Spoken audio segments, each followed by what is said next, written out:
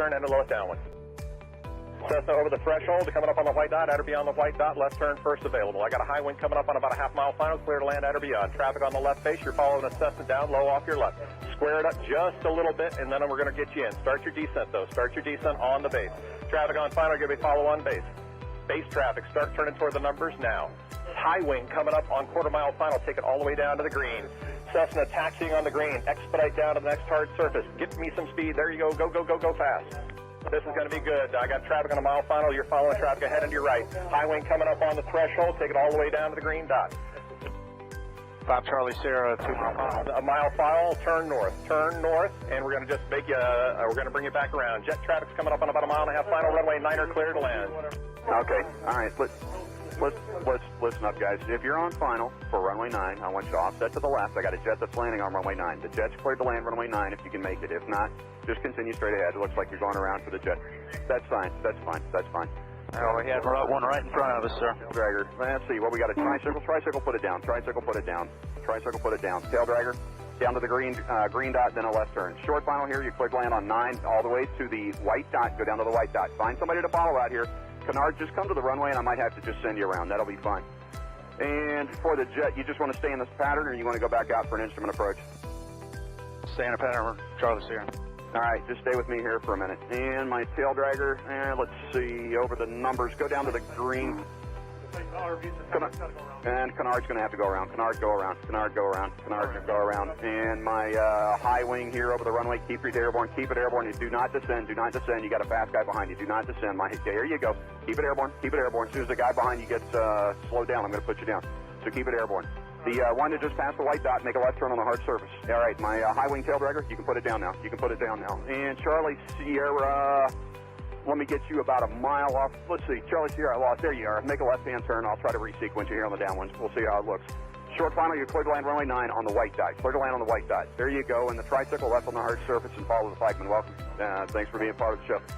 And let's see, just find somebody to follow on the final. And as you get close to the runway, if it's not going to work, we're going to send you around and then try to resequence you. Now, who else got sent around that's not back on the downwind? The Canard?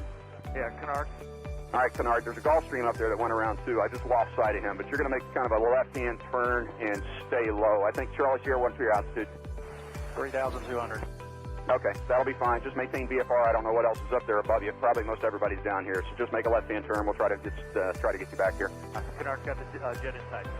Okay, the RV, maybe an RV-10, whatever, here on final. Keep your speed up and go all the way down to the, aim for the green dot for me. Actually, keep your speed up. There's a guy behind you. Aim for the green dot, and I'm sure that's plenty of room for you to land on runway 9. You're clear to land on runway 9. Number 2, you're going to go down to the white dot. Follow the white dot. Actually, you know what? That's 1,500 feet. You're going to land at the white dot. The spacing looks adequate here. 2 guys on final. You're kind of tight there. Keep each other in sight, and you're going to aim for the white dot. If it's not going to work, we'll come up with a plan B. We might have to send you around. The second guy behind you out there in about a 2-mile final. Are you slow enough to be able to follow that guy in front of you? You need to go around. Well, I probably shouldn't ask that because I had about 5 guys answer me, so I should know better than that. After 35 years, you would think, right? All right. So let me see. The guy who's number 1, it's number 1. What kind of airplane is he? An RV type. All right, RV type. Keep it airborne for me. Keep it airborne. And I got a fast guy behind you. The number 2 guy over the trees there. Go ahead and put it down on the numbers. Put it down on the numbers. My first guy just coming up on the numbers at the over the grass at the numbers. I want you to keep it. T-minus 1 minute and counting. Hello.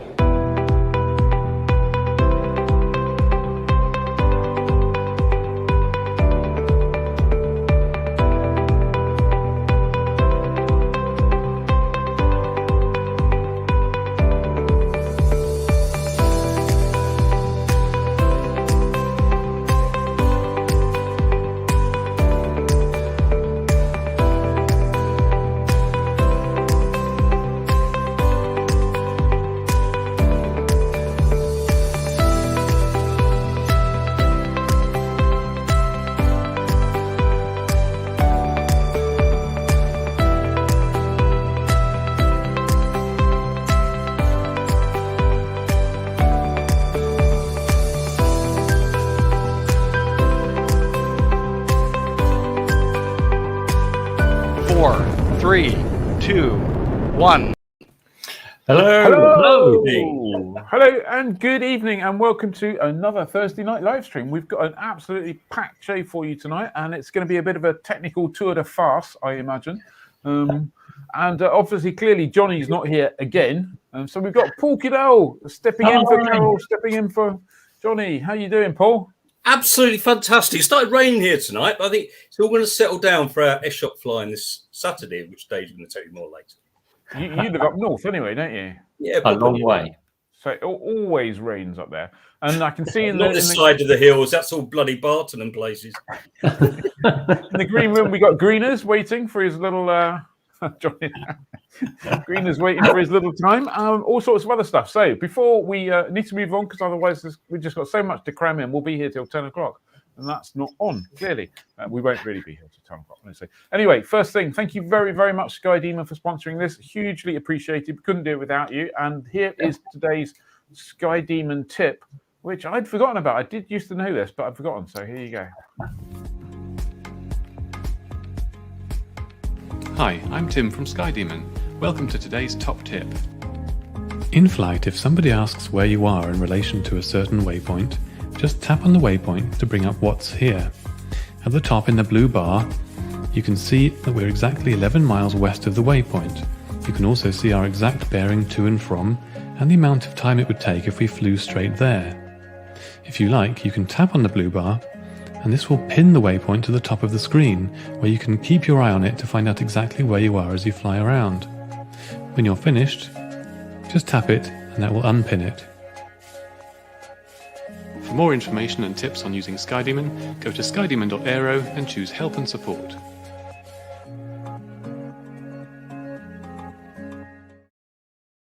That's brilliant. I never knew it did that. Well, I used to know it did that. I used to know that it did that. I can't even speak. But anyway, yeah, no. And it's a kind of one of those useful things when those people say, "Where are you?" I don't know, do I? Somewhere. Who knows? Does anyone remember the little gadget that Skyforce used to make that connected to very early GPSs that says you are 6 miles west of Warminster or something like that? It used to Skyforce Locator. Yeah, it was called. I've still got one in a box downstairs. If anyone wants to make me an offer for my Skyforce Locator, then you certainly can. And before that, interestingly enough, if you dig back in a really old magazine, Skyforce used to do this thing where you like strung pieces of wire out in the back of your aircraft over to the different windows and connected them into this box. It wasn't a GPS, it was a VOR receiver, and it used to auto-tune VORs. It never told you where they were. Do an automatic crosscut on the VORs and then look it up in a database and say again, you are 5 miles north of Romford or whatever it was. It was pretty cool. I haven't got one of those though, but I have got a Skyforce Locator if anyone's interested. But there you go. So tonight, what have we got tonight? We've got Simon Keeling not live, as it were, so that's a good indication that the weather's going to be pants this weekend. Yep. We've got a whole bunch of news. I had to write it down. We've got so much stuff going on. Weather, news. More news. Something I wrote down that I now can't read 5 minutes after. I wrote it down. We got an interview with Mark Greenfield, who's celebrating 20 years of Ultimate High. Yay! We've got an exclusive release of a little short video on the Velis Electro that we went to fly at Damon's Hall. We've got Fantasy Hangar, and we've got the Cessna Cheesy Marketing Quiz. So make sure you stay with us for that, plus all the usual stuff about why you should be a member, etc., etc., etc. And so Paul will be doing that first of all. So let's go and see what Simon's got to say about the weather. Hi everyone, hope you're having a good evening. We've got a busy weekend ahead of flying, lots going on, even given that we're going into the middle part of September. Looked pretty good down at Cyber last weekend for the LAA rally. And this weekend, although it's not going to be quite as good, there will still be some flying to be found. Now this is tomorrow, this is Friday, and you can see that we've got some pretty heavy showers across many parts of Wales and England during Friday. This trough moving its way eastwards clouds taking those heavy showers with it. There could be thundery at times as well. Typical base is probably around 2,000 to 3,000 feet. Tops could be up at 20 to 25,000 feet though. Pretty unsettled again for western parts of Scotland, across much of Ireland as well. Here, I think generally we're going to be into non-VFR conditions. So that means bases, I always think about 1,000 to 2,000 feet or below, and tops at about 10 to 15,000 feet with reduced visibility. So not a great day for tomorrow, for Friday. Now, for Saturday, things are looking a little bit better.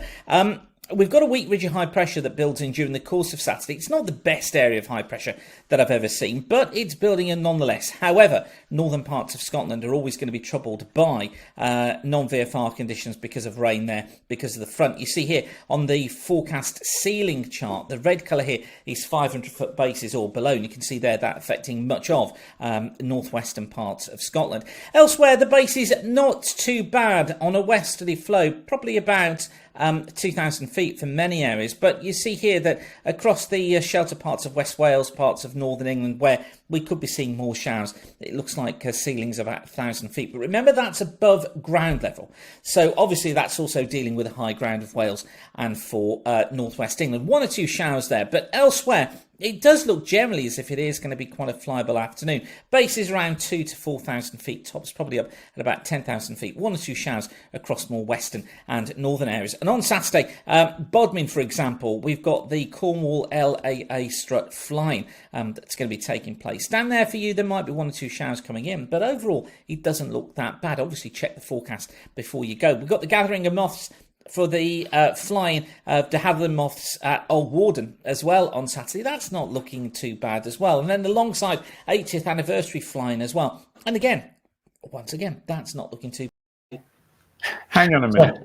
If you'd like a historical forecast, check that one out. Ignore that. I have no idea. What happened there? At the start, it's like, did he say Sywell Rally? It's like, maybe he meant the AGM. I thought that at the beginning. I thought, well, I wasn't listening properly because I was trying to read what was coming up next. And I thought, what is he going on about? So there's clearly, Johnny, why did you upload the wrong blood? What are you like? Claire B says, can we have that weather instead, please? How am I going to do this? Right. Okay. Well, I think we all agree the weather this weekend is going to be pretty difficult, isn't it? I'll tell you what, I do actually. Simon also sent it to me, so I'm gonna hand over to Ed to briefly talk about the news. Okay, shall I talk about new issue first? If you talk about new issue, yes, and you can manage your own pictures for a little while I go and do this, and hold on to your hats, everybody. Hold on to your hats. If you finish talking about the issue, then Dave can talk about the Sala case, and I'll be back. So while Ian tries to fix the weather, I can give you the new issue briefing. So it's new issue, and it's my last before I sidestep to the left and leave Dave in charge, because I'm going to become editor at large, as you know.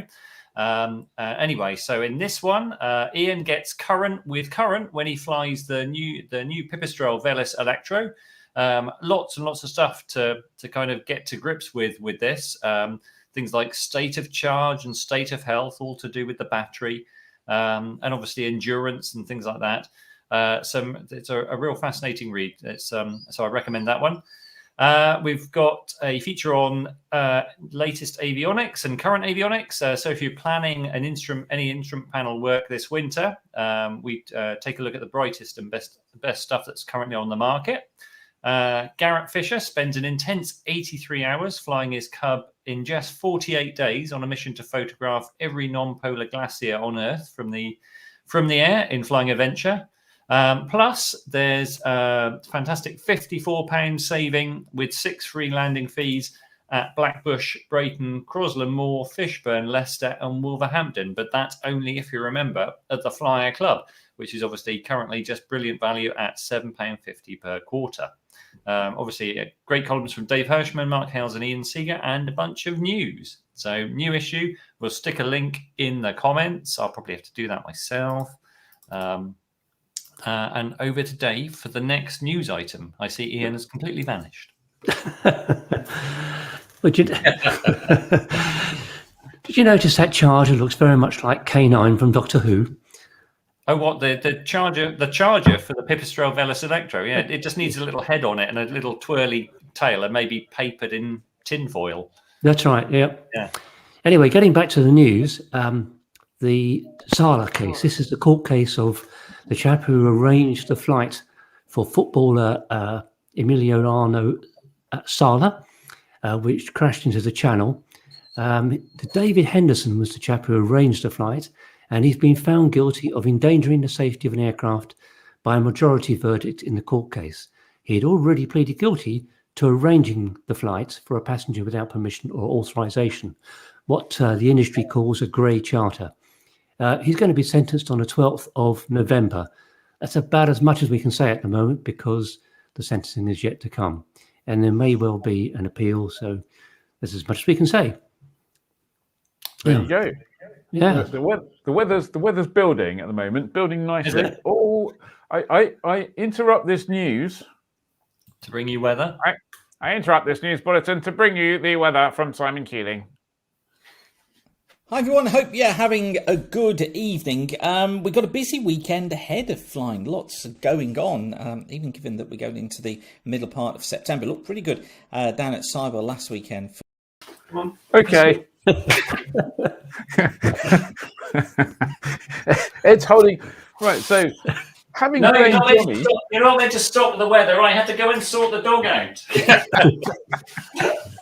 Is that Johnny you're kicking, really, Ed? So this is going well tonight. So I need to apologise to Johnny for blaming him for uploading the wrong weather, and now I need to get onto Simon to blame him for uploading and sending us the wrong weather, which is what Johnny uploaded and what I've just uploaded. So there you go. So we have no weather tonight. I think the weather's just going to be whatever it's going to be. Anyone got any ideas? So Paul, do you know what the weather's going to be like this weekend? Saturday's looking quite good, Ian, I think. Saturday's going to be okay. Sunday's a bit of a write-off, I think. Yeah. Okay, so Saturday That's looks right. like the day. I'm gonna probably fly to Gloucester on Saturday. Well, I didn't expect it to. I thought tonight might be challenging, but I didn't think it'd be challenging for these reasons. But anyway, Colin Wilkinson says you have rehearsed this. You would think, Colin, wouldn't you? Yeah. Yeah. Well, okay. Well, I think we learnt a lesson there. I think we'll do Ed, that. can we have an LAA live stream next week instead? Good idea. Right. Let me talk about the next news story. If you follow news on the Department for Transport website, you'll see that on October the 26th, which was the day before yesterday, they announced that the DFT and CEA are convening a group of industry experts and people to discuss electronic conspicuity devices and a specification for them that's interoperable ahead of whatever the next proclamation on electronic conspicuity is going to be. So there you go. Here's a picture of that's Pilot Aware sitting on the coaming of a 182 when we did our electronic conspicuity test. And so they're getting together and working on a specification, which at least will, well, let's see what happens, shall we? Let's not say any more about that. Ed, talk to us about the Keevil danger area. So, Keevil danger area. Any of you fly around the West Country during the summer, you would have come across a temporary danger area that popped up around Keevil. So, based on the trials of that British Army Watchkeeper remotely piloted air system this summer, they decided it was so successful that the MOD want to create a permanent danger area around Keevil. A total of 21 live sorties were flown by 47th Regiment Royal Artillery, and as a result, they want to use Keevil on a more regular basis to provide a bespoke location to train, generate, and enhance RPAS capability. And obviously from Keevil, they can directly access Salisbury Plain. We'll put a link in the comments to the airspace change proposal. It's in its draft design principle stage at the moment, and they're asking for input by Friday, the 19th of November. So there's not a great deal of time. There's also a story online that a few people have added comments to, some really good stuff. One commenter gave very usefully, said no clearances were given through the TDA during the summer trial if Watchkeeper was airborne on the plane. This is a significant restriction to GA traffic, and if the ACP goes ahead, GA must really be allowed to transit the zone when it's active. So I guess there's some things to be worked out there. But what's wrong with the airfields that are actually on Salisbury Plain that are Army airfields anyway? Very true. Yeah, and apparently Boscombe Down has some airspace to allow Watchkeeper ops. This was in another online comment, but the online commenter says, "But I'm guessing this is disruptive to the Boscombe unit users like ETPS and manned ops there." So Keyville has hard runways, whereas Netheravon and Upavon are grass. So not suitable for something the size and complexity of Watchkeeper. And apparently it's called Watchkeeper 450 because it's actually a 450 kilo sized platform. So like a microlight. So we'll see, but some good. So yeah, it's definitely worth wading into. And if you fly in this area, and certainly I'll be making a comment, and I'm sure Ian will as well, because it's much more local for Ian again. But certainly, I think we're finding that some airfields haven't been spoken to yet. So we haven't, certainly. Snippet of information: I did my first glider solo at Keyville a gazillion years ago. There you go. Right, Dave. So, slightly better news. 3 of Cessna's single-engine piston aircraft are now cleared to fly on unleaded or what's called very low-lead avgas. So they are the 172 and 182. They're cleared to use unleaded. Has to be unleaded avgas, and the 206 turbo is clear to use something called very low lead, which I think is only available in the States at the moment. Never seen it over here. This follows tests by engine maker Lycoming, also owned by Textron, as you know, Textron owned Cessna. So they finally got their act around to doing this. Obviously, because it's probably prompted by the fact that leaded fuel is not very good for anybody, and the lead additive is becoming harder to get. There's just the one maker, I think, isn't it, in Cheshire that is making it. Runcorn, yeah, TEL it's called. So it's good news for Cessnas. It's not just for new aircraft; it's also retrospective. There is a service bulletin which needs to be complied with. It appears to be just stick a placard on your fuel cap. But beware, that's only the Lycoming engines, not the Continental engines, because certainly the engine in my aircraft, which is the 0470U Continental, is a higher compression ratio one. So I'm probably stuffed on that if I ever go unloaded. Yeah. But yeah, well, good news that it's moving in that direction. Talking of moving in different directions, Ed, you are up next with the flying car. The Xpeng flying car. Now we brought a few eVTOL and flying car things to you in the past, and some of those have looked a bit realistic. This one's been creating waves because a few people in the industry have been going, actually, no, it's time to call time on nutcase proposals like this. This was a Chinese car maker. They've revealed they're working on a road-capable car using eVTOL technology. And they're saying that their partners raised 500 million in first round of funding, and I've got to say, they're saying they've got a successful record of 15,000 safe flights completed to date, and lots of in-house developed R&D, and they're planning to roll the car out for 2024. Though getting it certified may take a little bit longer. Price is said to be $157,000, which I've got to go, that's got to be a mistake. Is that like the deposit payment, and then it's 48 monthly payments of $50,000 or something? Yeah, followed by a balloon payment at the end of just another $300,000. But you just need to put the photo up again if you can, Ian. Only because I'm going to read you the announcement was met with some fairly big incredulity from corners of the established eVTOL world, including Mark Moore, of CEO of Whisper Air, who was a little bit incensed and posted on LinkedIn about it. He's going, "We've just reached an unfortunate milestone with this, spending literally 500 million on literally a flying car. I'm 100% positive this is frivolous and ridiculous investment that will be entirely wasted. These investors, do your due diligence and don't let your emotions fall for this." And I'm going to censor what he said at the end. Well, there you go. Okay. Yeah. Talking of investing some money, Paul, time for you to make your debut on the news story around Finland. Thank you, Ian. Yeah, Finland. Finland's been put up for sale by the Wright family, who established it over 50 years ago. Those of you who've been there, it's a great central location. It's got 600-meter grass runways, 3 hangars for about 50 aircraft, a nice restaurant. It's got UL 91 and avgas tanks and self-service credit card job, and you can pop in any time you like to fill up.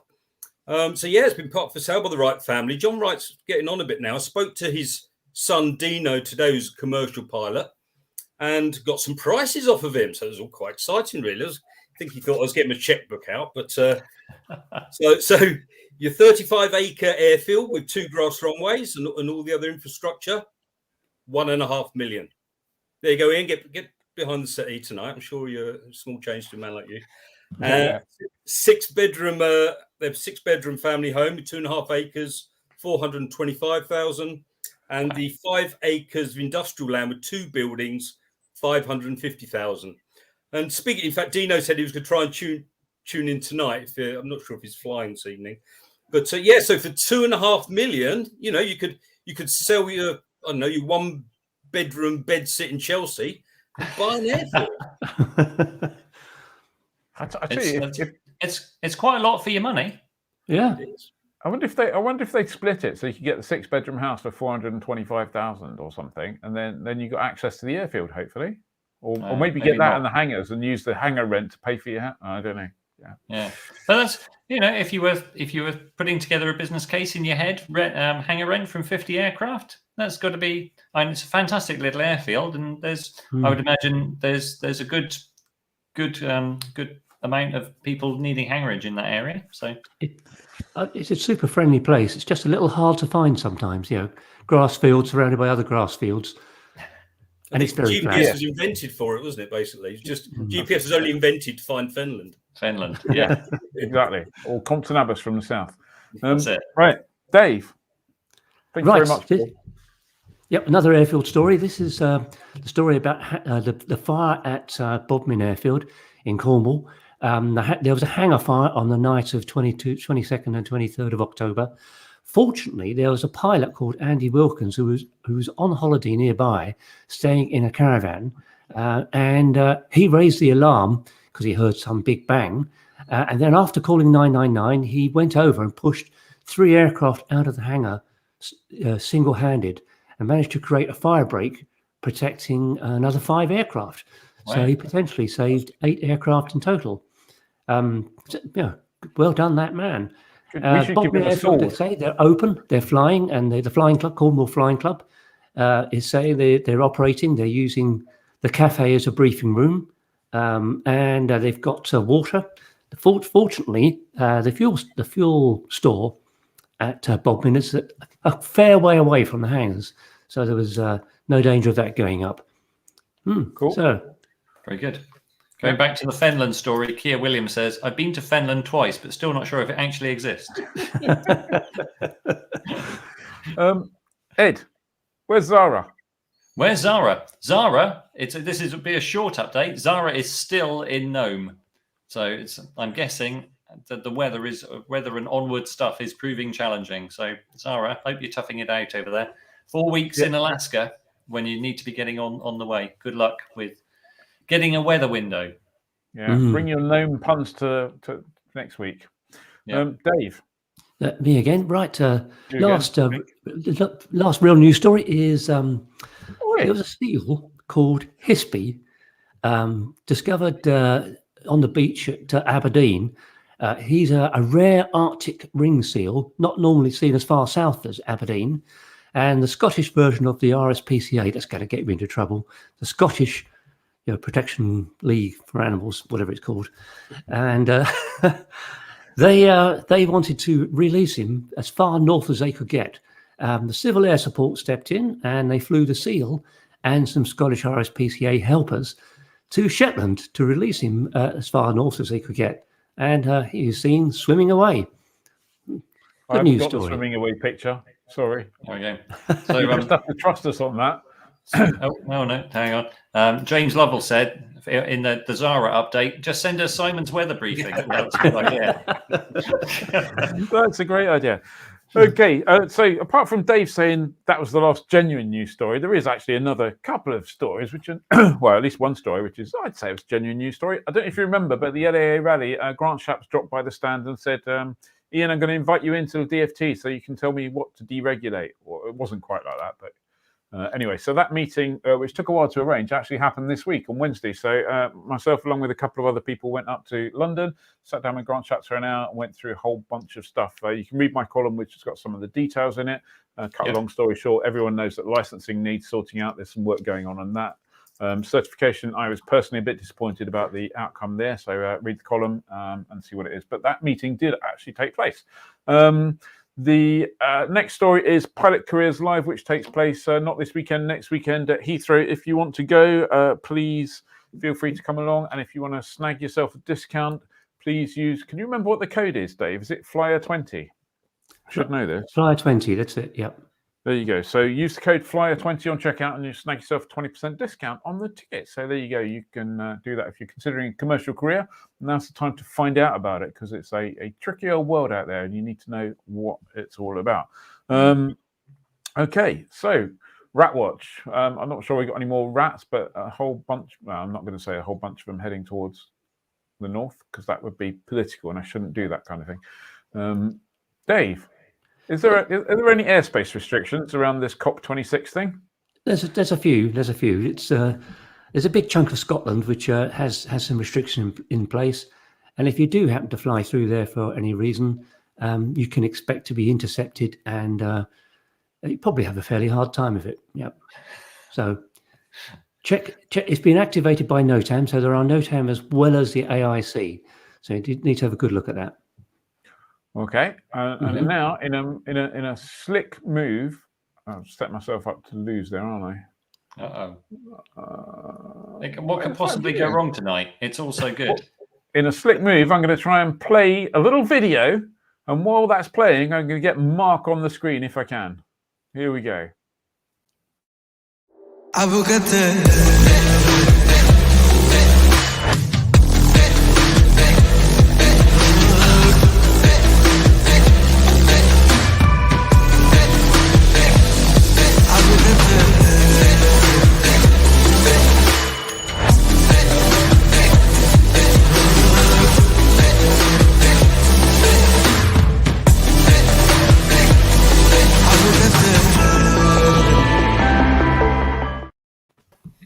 Makes me dizzy just watching that. Now, let's just move Mark over here because no one wants to see me. Oh, Mark, you've gone all dark again. Yeah. It's more like that. There we go. Hello, Mark, and welcome to the live stream. How are you doing? I'm doing very well, Ian. How are you? I'm doing very well as well. I've got to say, it's gone really well so far. Yeah, absolutely. It's gone amazingly, hasn't it? So you're here mainly to have a chat about being 20. Yes, and it's surprising because I don't even feel that old, to be honest. I was going to say you don't look that old, but let's move on. So come on, tell us about the 20 years. Give us some highs, some lows.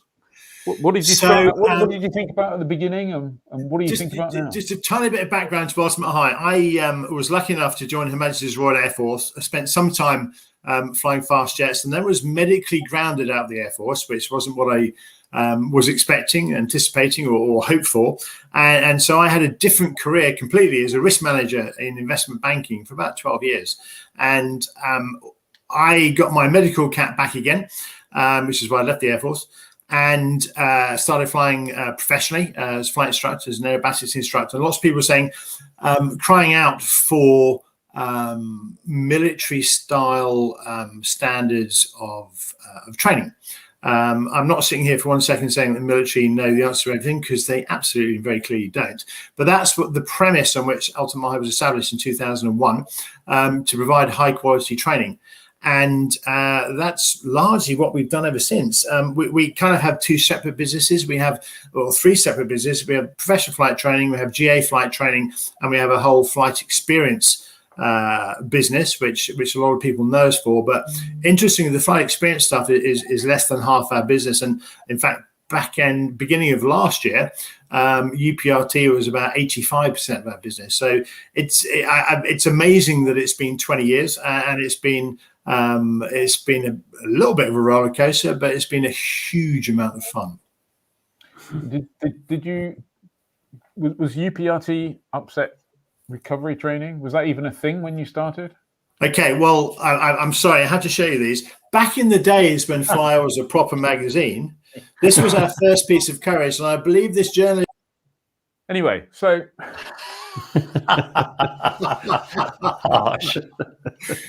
So there we go. So Ian C. came and flew with us. Yeah, very short flight. We made sure he flew with us before we did any of this stuff. But in terms of UPRT, what's that? It was 2003.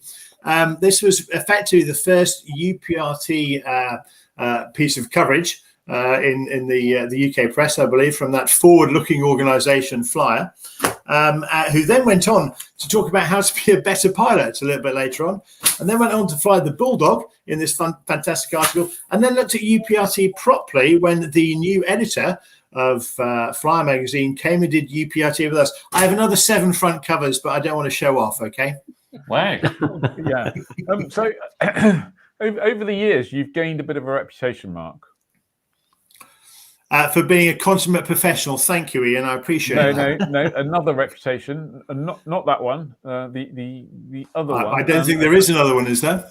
There's a couple actually, I believe. But the one I'm talking about tonight is as you being a little bit of a media tart and flying lots of media personalities and various bits of TV work you've been involved in. Well, one of the nice things about flying the airplanes. Thanks, Daz. One of the things that is quite easy when you fly high performance aerobatic airplanes is to get journalists in the airplanes. And I think that was never better demonstrated than 2009 when the World Aerobatic Championships were held at Silverstone. And we were sponsored by Mazda at the time, wonderful chap called Graham Fudge interacted with us. And just as a stat, £100,000 of investment for £3.5 million of comparative ad spend. You know, it makes sense. And we were able to fly a whole bunch of journalists because when you've got a video in the airplane, you're doing interesting things. It's comparatively straightforward, especially when Mazda are paying for it, to get a massive amount of coverage. And it's something we've worked very hard on in terms of the whole media side. I come from a flying background and investment banking background, had no idea how to, well, A, run a company, but B, work on media and PR. And it's something we've learned as we've gone along. And through, I think, just basically being very enthusiastic and energetic and quite determined, we've managed to get a lot of people to come fly with us. And that's been quite interesting with some people doing tremendously well and then some people not doing quite so well. So we flew a rapper called Mist last week. I'm sure you're all familiar with his work.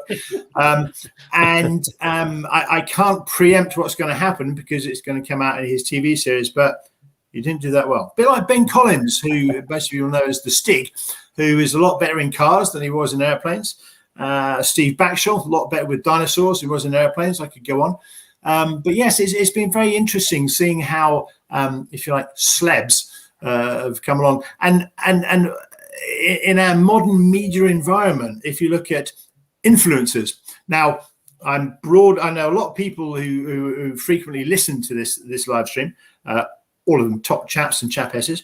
Influencers are an interesting thing. We did an unboxing of a frankly middle of the range telephone where the guy opened the telephone in the sky, and we flew around a little bit.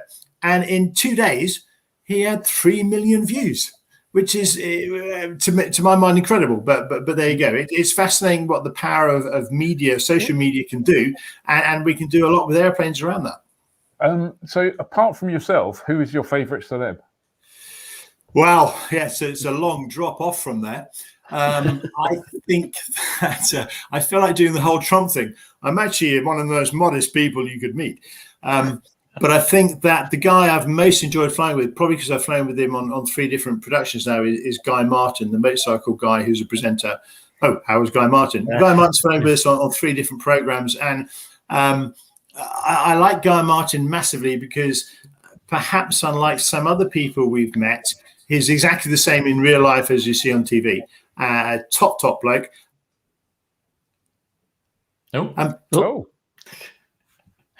Doesn't have an but absolutely just a really, really nice guy. And the most recent thing we did, his Battle of Britain program, where he flew the Hurricane with Anna Walker at the end of it, and Steve Johnson and I taught him air combat, or tried to teach him air combat. It was a huge amount of fun. And you know which question's coming next, don't you? That would be, I flew a guy called, what was his name? Seeger, I think. He was well dodged. No, it wasn't like who's the most talented person you've spoken to. That wasn't going to be that wasn't what I was answering. The person who screamed the most when I flew was maybe a guy called D. Calderwood when we did a UPRT thing. But you can see that on the video that Dave very bravely posted online with the screaming bits cut out. I thought that was a great piece of editing, Dave. Well done. Okay. Well, clearly, I did feel a bit queasy towards the end of that. There's some nice things in the comments. Neil Gascoigne says, one of my best experiences was on Ultimate High Extras doing formation with Rob Miller and Bill Perrins on the other aircraft. Kath Spence says, woohoo, I went along to the Ultimate High on Flyer Taste today. It was fab. I've tested the appropriate. I've UPRT back in the microlight too. Wow. We have done a few taster days with Flyer, which is great. We've done a few aerobatics things. We did a UPRT day taster session recently, which went down very well.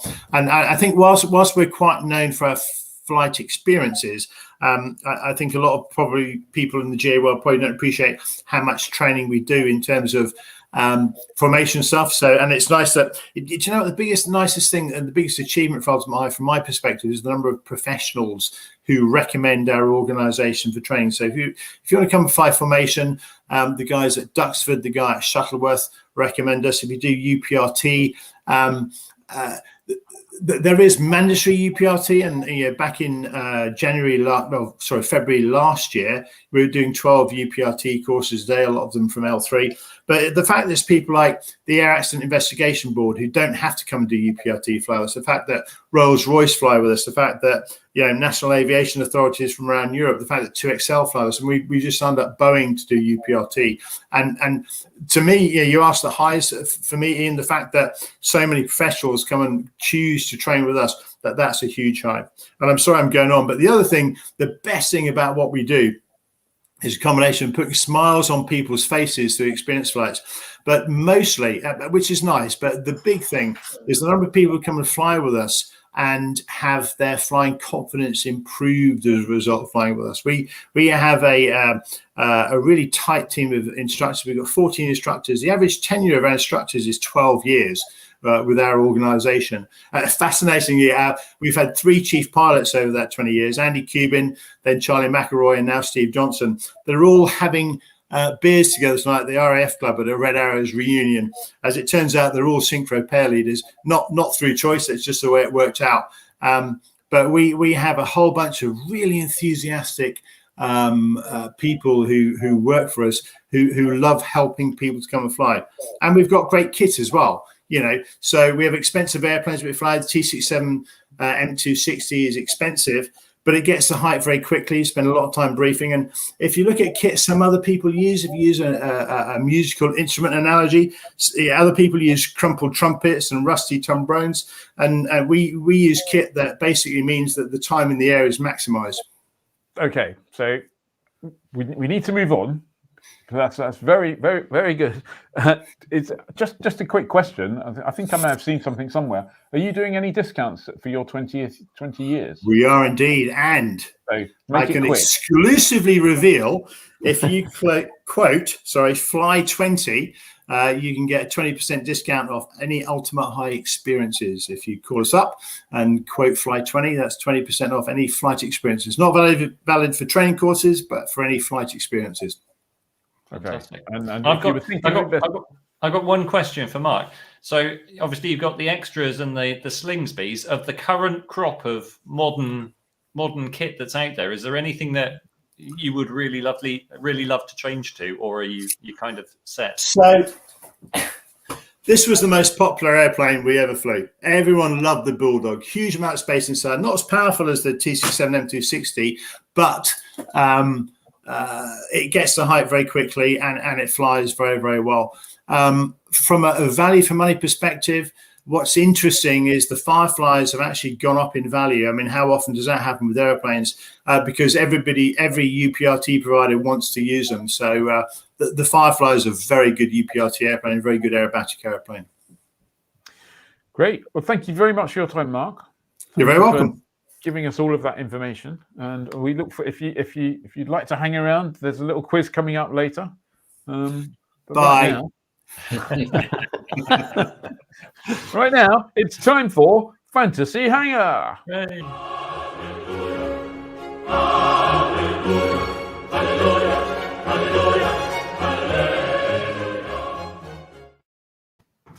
There we go.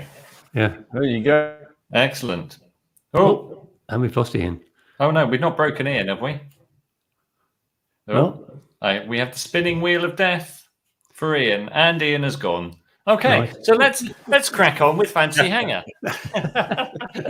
More things couldn't go wrong tonight. I might just bring Greeners. We'll put Greeners in there for now until Ian appears. Hello, welcome back, Greeners. Hello again. So Fancy Hangar tonight with Cessna in the news for approving the 172 and 182 to use unleaded fuels. It prompted the unusual question: is there a Cessna that would find a place in your Fantasy Hangar? So who's first? Oh, that's he's me, come I back. think. We're gonna pop you back in the green room, Greeners. There he is. Oh.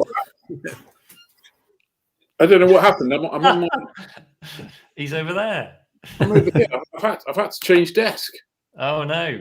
That desk just shut down. Okay. This is going well. Sorry. Anyway, and it's going well. Anyway, Dave's about to launch into his Fancy Hangar choice. Well, my Fantasy Hangar choice is the Golden Eagle. This is a twin from the 1960s. It's the one I'd like most is the 421C Golden Eagle. Originally, the aircraft was launched in 1967. It was an immediate hit with 200 sold in the first year. It's been upgraded over the years, and the 421C, launched in 1976, I think is the best of the bunch. It's got a new wing, or had a new wing back then, and better trailing link suspension. It's a bit bigger than the first ones. It's powered by it's got two engines with 375 horsepower each. So it's turbocharged and fuel injected. So this thing really rockets along. It's got a cruise speed of 240 knots, rate of climb of nearly 2,000 feet per minute, and it can carry over 1,300 kilos, which is pretty good, I think. Production stopped in 1985, 1,900 delivered altogether. So, no, he's got again. So quick thing. I noticed on your photo, you've picked a modified Cessna 421. What can you tell me about your modified Cessna 421? Well, this is actually an aircraft from. Oh, right. This is an aircraft operated by a charter company in the UK, actually. With it's got an N-Reg. This is a 41 with the Riley turbine conversion. Oh, right. Yeah, So most 421s have got geared Lycomings on, and on the end of the throttles they got little luggage tags, and it's marked like 45,000 pounds on each one. So if you yank them about too much and break them, it's going to cost you 45. They're the Lycomings with the longest prefix, aren't they? It's like the GTSIO. Yes, that's right. It is. Yeah. GTSIO 520, and then a bit more for and then a whole bunch of letters: A, B, C, D, E, F. Yeah. Right. My turn next. Okay. Nice choice, nice twin.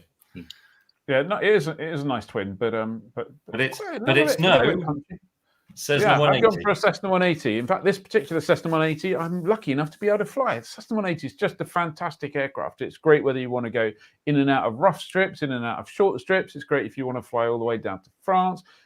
I'll tell you, I mean, effectively, the Cessna 180 and 182, apart from the nose wheel, the undercarriage configuration, aren't that different.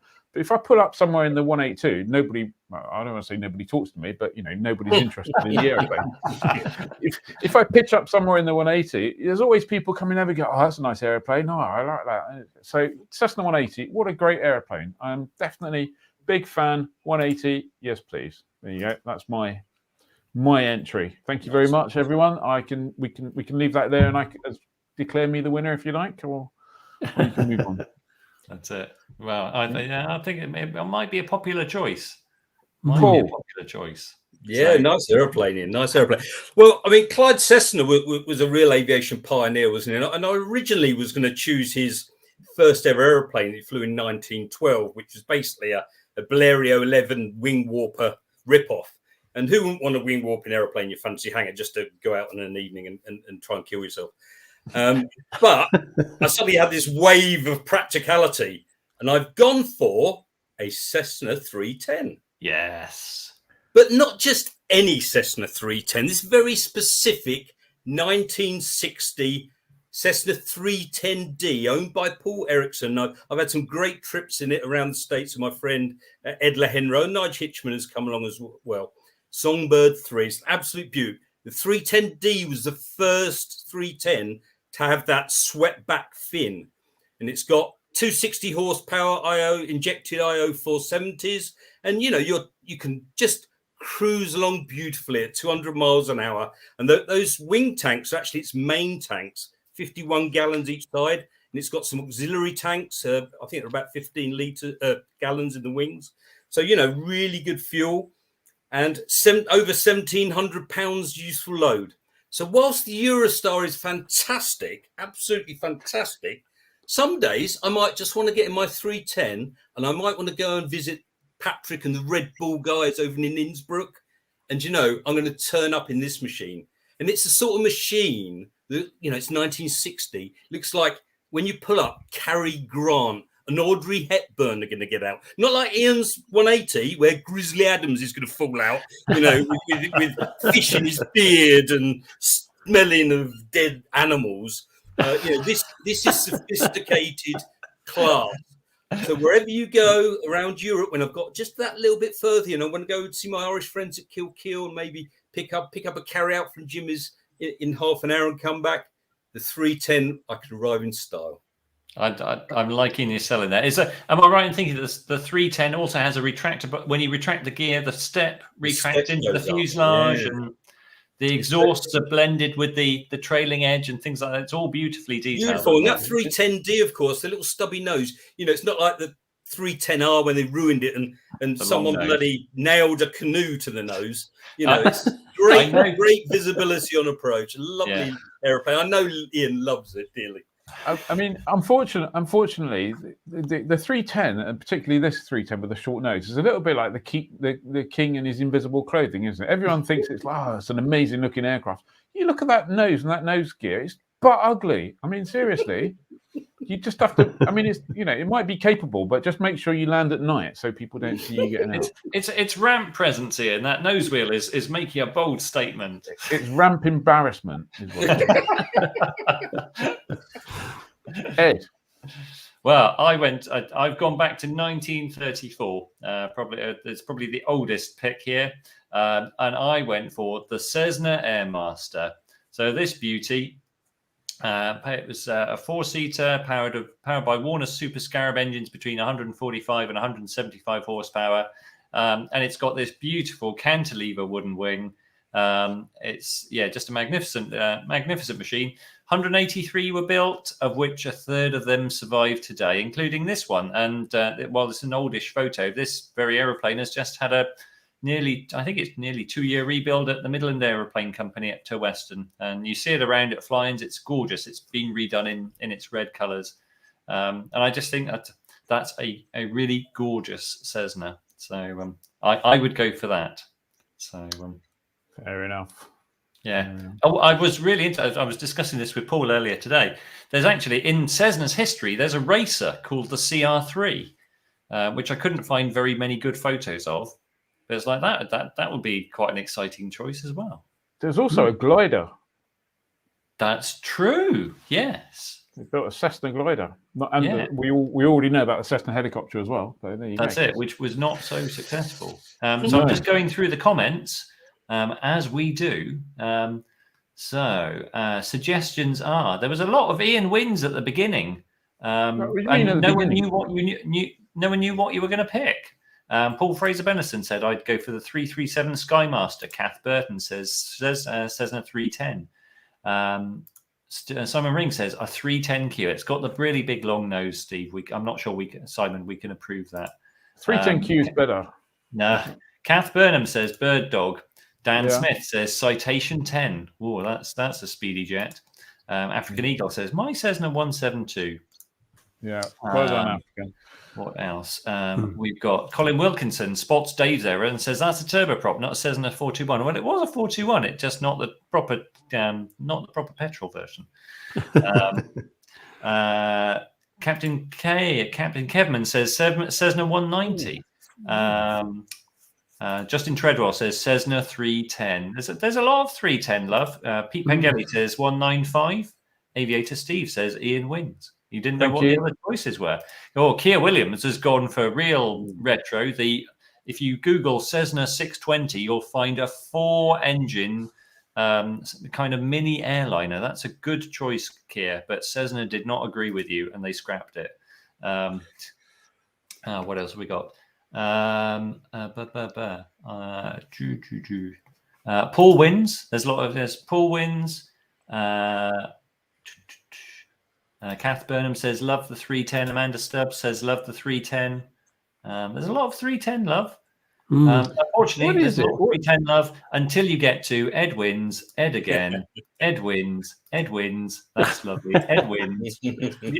Ed wins for looks, 310 for looks and utility. I would like that. That would be they would be two good Cessnas having you mind. Even Aviator Steve. Aviator Steve? What I know. Yeah, you've been let down. Darren Lewington says 340 and question mark. There's a reason why you put that question mark on there, Darren. Yeah.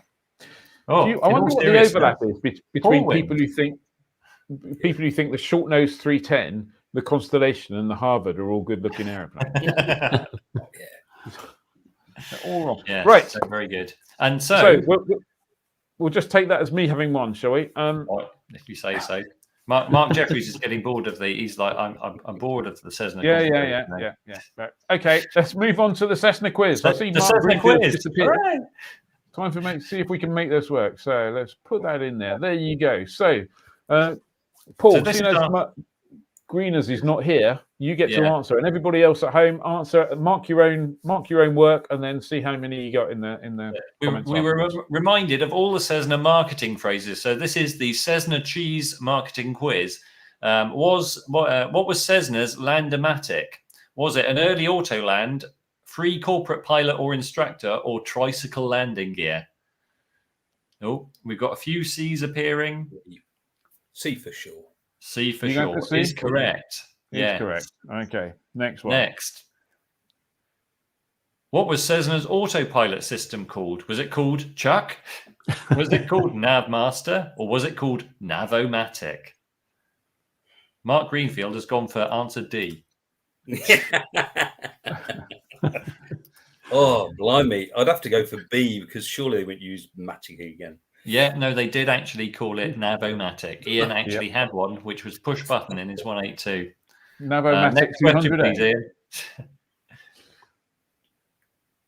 What did OmniFlash refer to?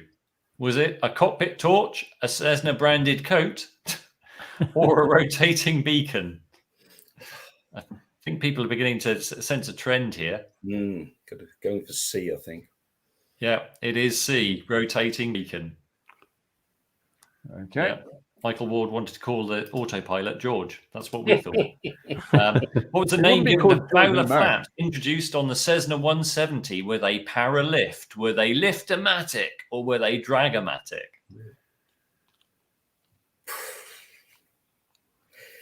Oh, people going. Mikey Swings across the skies going. Is it C for Cessna?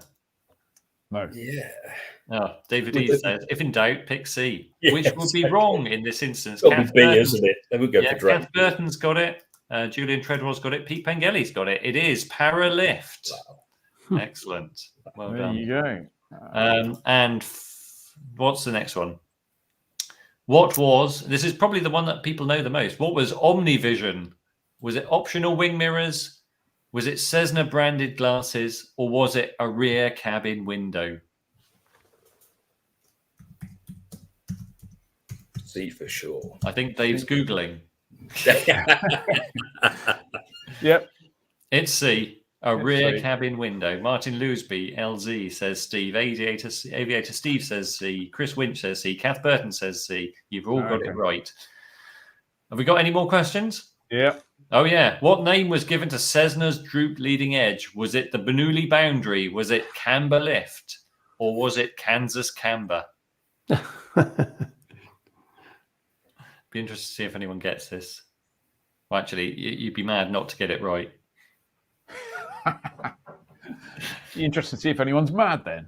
Yes. Oh, there's some pausing in the comments. Oh no. Oh, Dave White says going to take a punt. C.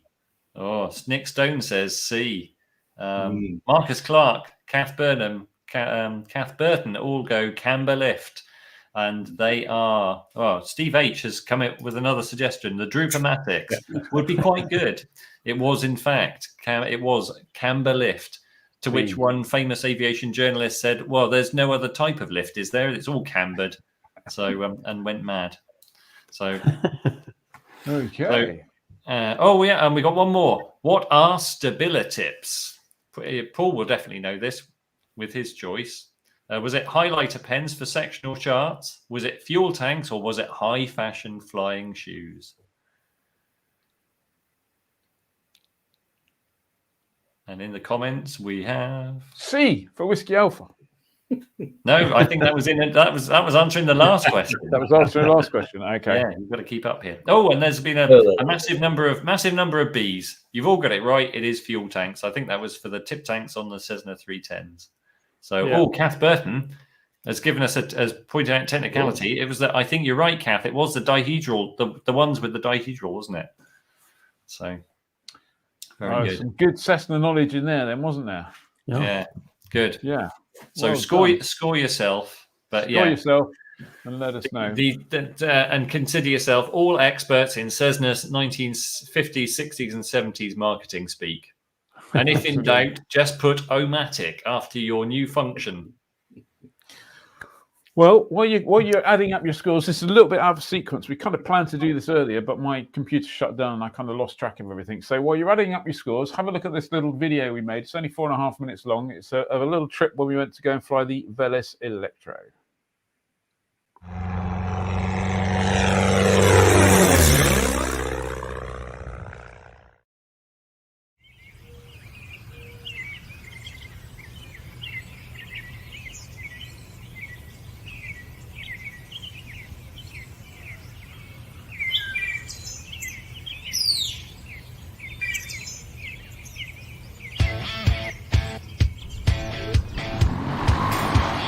Hello, my name's Ian Seeger from Flyer Magazine, and a couple of weeks ago, along with Ed Hicks, we flew to Damon's Hall to fly Pipistrel's Velis Electro, the world's first certified electric aeroplane. You don't need to really think of it as being something massively different from flying an SEP aircraft. The main difference is learning that it's about energy management, both in terms of physical battery life and knowing that your takeoff is going to use 3% state of charge. As far as the first flight, that's pretty much all we would cover.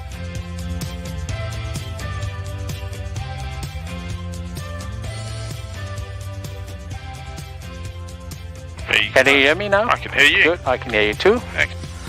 And supply power and we'll get moving. Watch out. Stick back. Yeah. Brakes are off. Let's get it moving. And we can taxi from there. And you don't need much power. Won't your traffic go green? Radio check, anyone? My harness is secure, yours is secure. Yeah, done. Brakes off. So that's good. Brakes are off. Then gradually feed in power. We expect to see 62 or so at about 2,300. It's a direct drive prop, so. Okay, go to full power. Yeah. So the Pipistrel has got a 65 kilowatt motor, and that kind of translates roughly to 87 horsepower. It gets its energy from a couple of battery packs, one in the front, in the nose, where you normally find a Rotax engine, and one behind the seats where you'd normally find the baggage. There's no luggage area in this aeroplane. There just isn't the space for it. And while we're talking about things that it doesn't have a heater either, because that takes up too much electricity. Bring the power back? Yeah, just a little bit. That's good. In the green.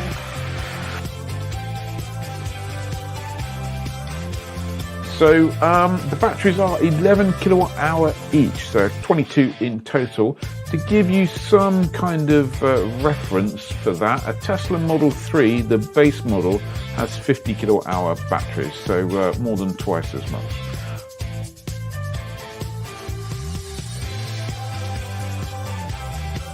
And just wait. Don't pull back too much. The batteries provide DC current, so the electrical power goes through the power controller stroke inverter, which also sits up front with one of the batteries, and that converts it to AC power. And then the power lever inside the cockpit, what we call the throttle, changes the frequency of the AC power, which effectively drives the speed of the motor. So you can make a smaller circuit. Yeah.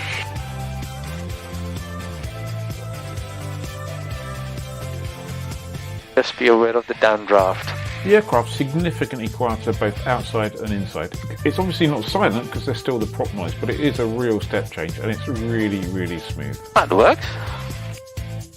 When I was flying the aircraft, I found I was paying almost constant attention to both the state of charge and the flight time remaining in minutes, although obviously the latter is based purely on the power setting that you've got at the time. As the first electric aeroplane, this is a huge step forward. Right now there are some range and endurance limitations, and that will limit its use and will need to work within a very tightly controlled structure. But that should get better with improvements in battery technology. You can read the full article online on Flyer magazine. The link will be in the description. That's completely free, at least at the moment, so you can just go there, read the whole thing and let us know.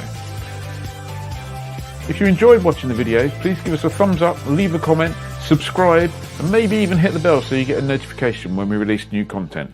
Thanks very much for watching. Fly safe.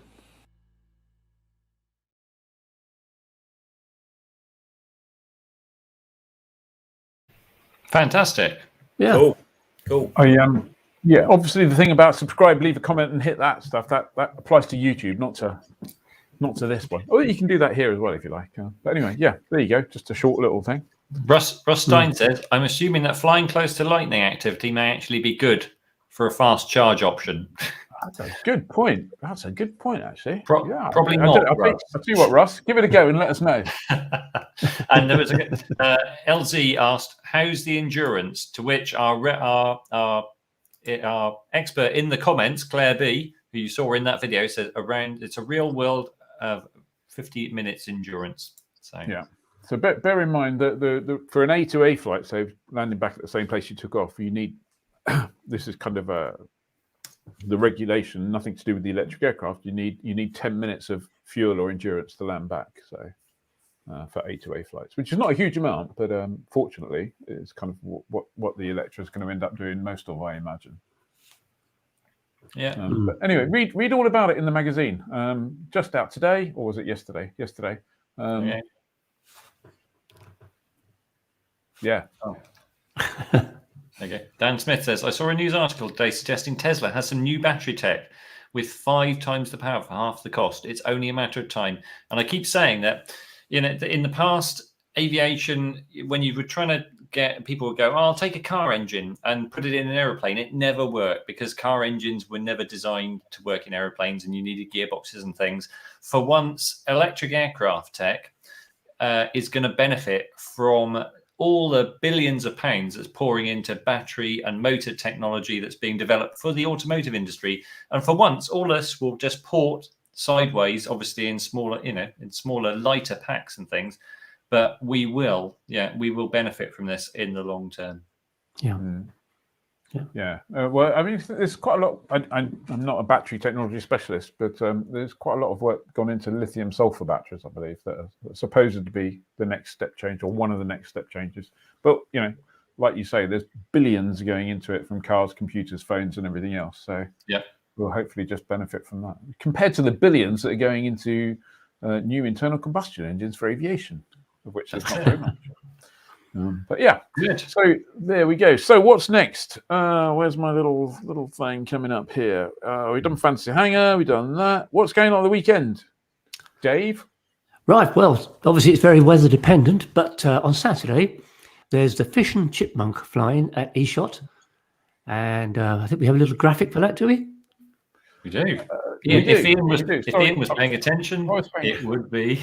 I was busy doing something else. Look at that. Yay. That's a great poster. Yes. That's a really nice piece of artwork, isn't it? Yeah. Yeah. Also on at the weekend, on Sunday, the 31st, the Vintage Aircraft Club are having their All Hallows flight at Weston. Same day, another Halloween flying, this time in Scotland at Perth Airport. But obviously, got to check the weather this weekend. It may not be very good. But you said eShot was probably going to be okay, Paul. Yeah, the latest I've seen looks on the Met Office model anyway, looking pretty good for Saturday. Little southerly, people get up really quick, take like 3 days to get home, but they need a Cessna 310. Yeah, they do. Right. Anyway, There so you go. coming up after that, on Saturday the 6th of November, we've already mentioned it once, but going to mention it a second time, Pilot Careers Live London. That's being held at Terminal 5 at Heathrow. On the same day, for a slightly different sort of bunch of people, Vintage Saturday at Compton Abbas. That's their regular first Saturday of the month vintage gathering. And this Sunday, if you missed it on Tuesday, there is going to be another LAA Fly It Day to celebrate their 75th anniversary. And I hear that Steve Slater will be at LAA HQ to Weston to open up and make people a cuppa if you rock up. So I wonder if it, and maybe even buy people cake from the cafe. Come on, Steve, you can stretch the cake. we may have overcommitted Steve there, but hey, we won't be there. So, Steve, good luck. Steve doesn't buy you a cake. Don't blame us. Paul, why should people join the club?